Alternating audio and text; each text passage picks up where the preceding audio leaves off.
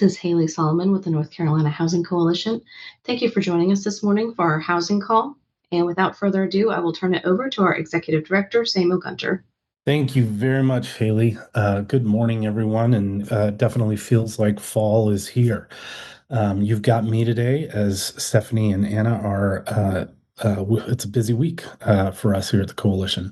So I'm going to run down a couple of items, start with some announcements from the Housing Coalition, things to put on your calendar, and run through the news, and we'll get you back on your way.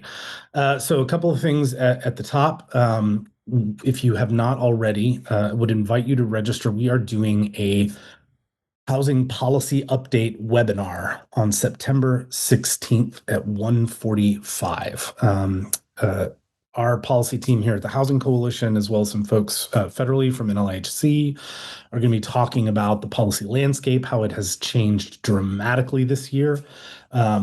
You've gotten a lot of alerts from us, a lot more than you would in any given year because of the changing landscape. And this is a good chance to take stock of what has happened, what was real, what wasn't, what the state of play is, and what we can expect as we head into the end of the year.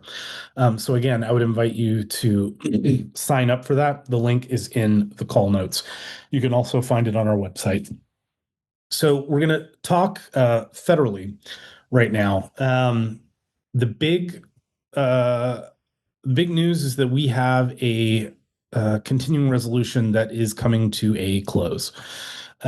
We need a budget agreement federally. And as that deadline nears, the likely path forward, and we have seen both Republicans and Democrats appropriation leadership signaling that they are amenable to a short-term continuing resolution to continue to fund the government as they work on bigger budget questions. The talk at the moment is that it would be a short-term continuing resolution that runs through mid-November. You can see the most recent budget charts that we have for federal housing, homelessness, and community development programs. NLIHC's developed a chart that you can see linked in our call notes, as well as other congressional fiscal policy deadlines coming up. But again, with the end of the current continuing resolution looming, it looks like we are going to see another short-term CR through mid-November. But as we have seen toward the end of just about every other continuing resolution, that is subject to change. A couple of other items federally to take stock of. The FEMA Act of 2025 has moved forward in House committee. So last week, the Fixing Emergency Management for Americans Act of 2025 passed in a strong show of bipartisan support in the House Committee on Transportation and Infrastructure. This would elevate FEMA to a cabinet-level agency and make several much-needed disaster recovery reforms, such as creating a unified assistance application for all programs, removing barriers to post-disaster housing assistance for people without permanent addresses, so folks experiencing homelessness, and lengthening the amount of time that FEMA can help disaster-impacted households. All of these, we've experienced 3 major storms in the state in the last decade.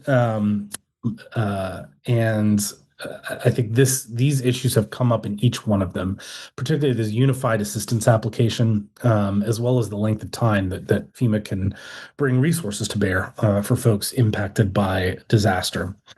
The other federal update at the moment is a request to join virtual Capitol Hill Day amidst the DC encampment sweeps. So the Trump administration continues to clear homeless encampments across Washington, D.C. The Alliance to End Homelessness is calling on advocates to contact their federal, state, and local lawmakers to demand a humane, effective, and affordable housing-centered approach to ending homelessness. And they are holding a virtual Capitol Hill Day on September 17th. There's a link again in our call notes that you can sign up to speak directly with members of Congress about the policies and funding decisions that impact homelessness in your community. A couple of items at the state level. The Budget and Tax Center has come out with a piece that I think is worth looking at. Titled NC Lawmakers Haven't Passed a Comprehensive State Budget. What does that mean for me? So we're 2 months into the new state fiscal year and still do not have a budget. And as a reminder for folks who haven't been on our calls or have really followed the budget process in the state over the last several years. The way that this works in North Carolina is if we do not have a new state budget when the new fiscal year starts, we revert automatically to the recurring expenses in the previously passed biennium budget. So we have two types of expenses in a state budget: recurring and non-recurring expenses. Um, as it pertains to housing, the housing trust fund is a recurring expense. And so the lack of a state budget means that we just revert back to the appropriation already that existed in the last budget for the housing trust fund. What is not a recurring expense in the housing world is the workforce housing loan program. Um, while we were already in a rough spot when it came to the House budget proposal and the Senate budget proposal, the House budget proposal zeroing out the workforce housing loan program in both years of the biennium, and the Senate proposal only allocating $5 million in the first year and nothing in the second year of the biennium. Not having a budget means we don't have any workforce housing loan program dollars. For those of you that saw the release of the low-income housing tax credit awards from the finance agency, in recent weeks, you'll notice all of the WELP, the Workforce Housing Loan Program funds that were allocated to those 9% awards. That is last year's Workforce Housing Loan Program money. So that is money in the bank.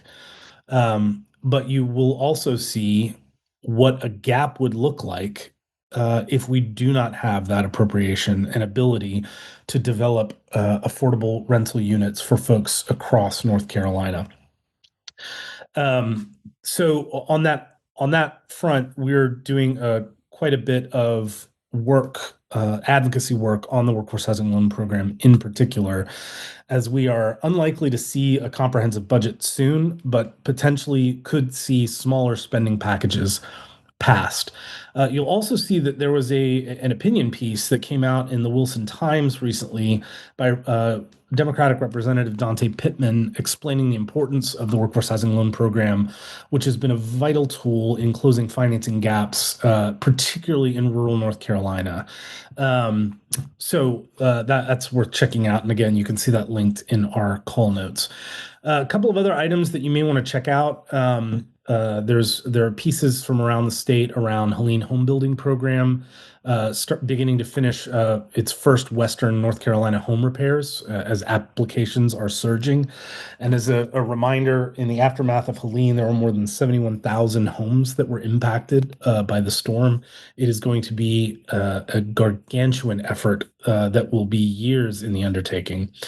Another piece in the news on another Western North Carolina leader saying Homeland Security's office is stalling Helene reimbursements, and another piece from Orange County commissioners extending hotel stays for residents who lost homes in Chantal's floodwaters. That one in particular hitting close to home as the Eno River flooded the homes just 7 doors down from my house here in Durham. Other local headlines that are worth talking about. We got Affordable Housing Loan Fund launching in Cabarrus County.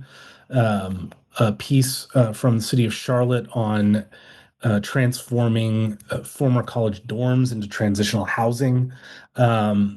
7-year retrospective on the Raleigh Area Land Trust, which I think is a really interesting piece in the Indie Week that is worth taking a look at. And then on the coast, close to my heart, as I once served a church on Roanoke Island, a grant awarded to help a Manio church build affordable housing out in Dare County.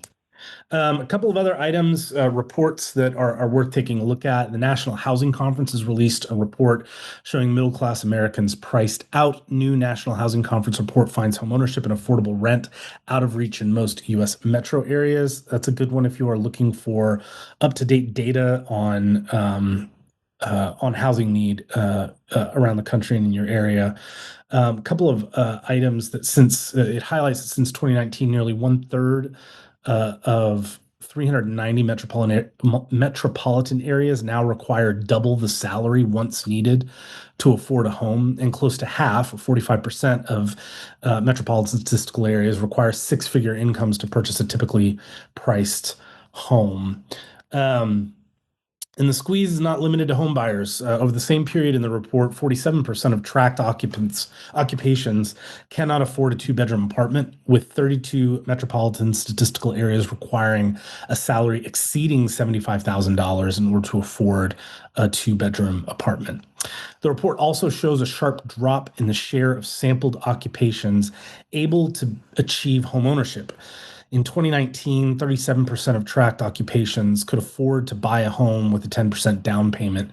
By 2024, that number had plummeted to just 14%.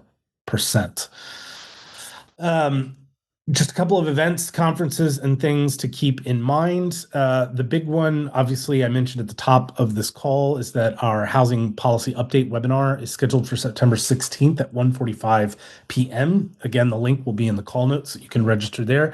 And if you have not, we are out of early bird registration, but registration is still open for our fall conference, the North Carolina Affordable Housing Conference that we put on in partnership with the North Carolina Housing Finance Agency and Centric Community Capital. That is going to be September 30th through October 1st at the Raleigh Convention Center. So you can check out the agenda on the conference website and sign up to join us in Raleigh at the end of September, beginning of October. As connected to that conference, NC One will have their third annual luncheon on Wednesday, October 1st, after the conference at the Stock Room in Raleigh. You can join them, and they're going to be announcing their sign-up information in the coming weeks.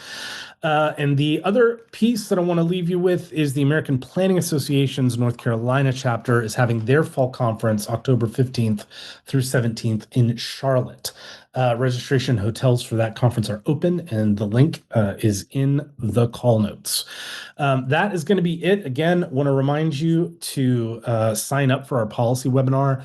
There has been a lot that has happened this year so far. Things that have moved forward have been clawed back. The state of the play has changed quite a bit, and I think it's important for us to take a breath, gather together, take stock of what has happened, where we're at, what we think the future is going to look like. And this webinar will offer you a chance to ask some questions, and we can have some dialogue on moving through points of confusion, talking about possibilities for advocacy, and so on. Again, as we close out today, I want to say thank you for all the work that you do. It is incredibly important, especially in this season. And I hope that you are enjoying the turn to fall weather, and we look forward to seeing you next time. Have a good day. Bye.